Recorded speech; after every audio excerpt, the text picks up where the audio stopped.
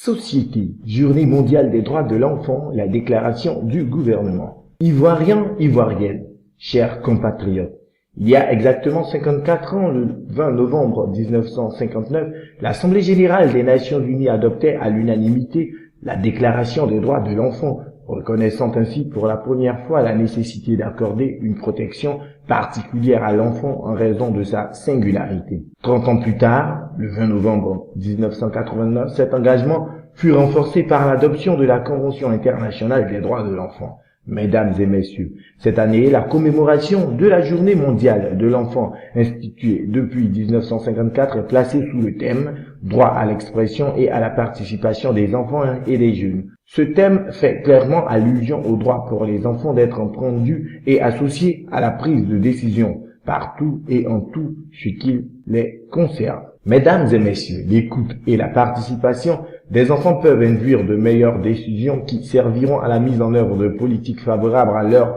intérêt. En Côte d'Ivoire, la politique impulsée par le président Alassane Ouattara montre bien que le gouvernement ivoirien accorde une importance de plus en plus prépondérante à l'enfant en vue notamment de son développement dès la petite enfance et de son progrès social, moral, culturel et économique. Ainsi, pour améliorer sa participation à la marche de la nation, le gouvernement a récemment adopté une série de mesures. La signature d'un arrêté portant création, organisation et fonctionnement du Parlement des enfants de Côte d'Ivoire, les actions en faveur de la promotion de l'accès des enfants à la justice à travers l'installation des cliniques juridiques, la mise en place d'un numéro vert enfants en détresse accessible au 116 24 heures sur 24, l'élaboration d'un manuel de procédure de prise en charge multisectorielle des enfants victimes d'abus, de violences et d'exploitation au niveau local, la sensibilisation générale sur la participation des enfants à la prise des décisions. Aussi,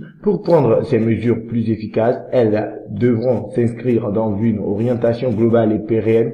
C'est pourquoi, dans sa volonté de dynamisation de la politique de protection de l'enfant, le gouvernement a initié un processus élargi de réflexion intersectoriel qui implique tous les acteurs de la question en vue de l'élaboration d'un document cadre de référence. Ce document de politique nationale qui sera présenté officiellement dans les prochains jours indique les orientations fondamentales pour construire un système de protection de l'enfant adapté aux réalités juridiques, économiques, sociales et culturelles de notre pays. Mesdames et messieurs, malgré les efforts consentis par le gouvernement, il faut reconnaître que beaucoup reste encore à faire, car les droits ne sont réels que lorsqu'ils sont appliqués dans la société. Dans cette optique, aux côtés du gouvernement, l'engagement résolu des partenaires au développement est à saluer. Mesdames et messieurs, chers compatriotes, les enfants ont des opinions, des intérêts et des préoccupations qui doivent être connus. Ils partagent leur village, leur ville, leur cité, leur pays avec tous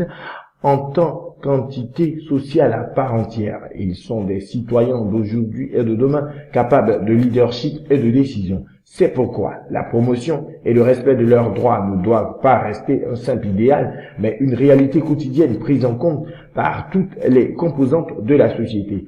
Ce défi ne saurait être relevé que par l'engagement de chacun de nous, un monde digne de nos enfants et pour l'atteindre des objectifs du millénaire pour le développement. Nous avons tous un jour été des enfants et nous avons tous le même désir d'assurer le bien-être de nos enfants, désir qui a toujours été et continuera d'être l'aspiration la plus universellement chère à l'humanité. Vive les droits de l'enfant. Je vous remercie.